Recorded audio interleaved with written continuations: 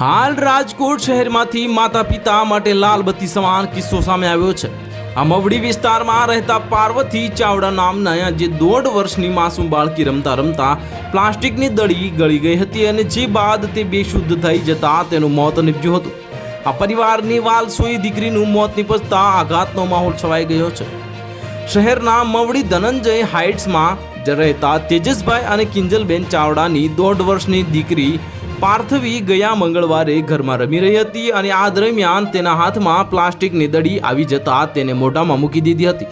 તે આ દડી ગળી ગઈ હતી અને આ પછી તેને શ્વાસ લેવામાં તકલીફ થવા લાગી હતી, જેથી બાળકી રડવા માંડતા માતા પિતાનું ધ્યાન પડ્યું હતું, જે બાદ તેને તરત જ ખાનગી હોસ્પિટલમાં ખસેડવામાં આવી હતી, જ્યાં ડોક્ટરે ઓપરેશન કરી દડી તો બહાર કાઢી, પરંતુ પાર્થવી ભાનમાં આવી શકી નહોતી, જેથી વધુ સારવાર માટે તેઓ દીકરીને જનાના હોસ્પિટલના બાળકોના વિભાગમાં દાખલ કરવામાં આવી હતી।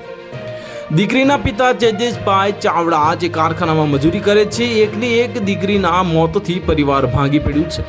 પોલીસે જરૂરી કાર્યવાહી કરવામાં આવી રહી છે અને થોડા દિવસ પહેલા કર્ણાટકમાં પણ મેંગલુરુમાંથી પણ આવો જ એક ખતરનાક કિસ્સો સામે આવ્યો હતો, જે 10 મહિનાના બાળકે તેના પિતા દ્વારા ફેંકી દેવામાં આવેલી બીડી ગળી જવાની ઘટના બની હતી। તો હાલ માટે આટલું જ, મળીશું નવી અપડેટ સાથે। જો તમને અમારા વિડીયો પસંદ આવતા હોય તો વિડીયોને લાઇક કરી દેજો, ચેનલને સબસ્ક્રાઇબ કરી બાજુમાં આવેલા બેલ આઇકનને દબાવી દો, જેથી તમને આવા સમાચારની અપડેટ મળતી રહે।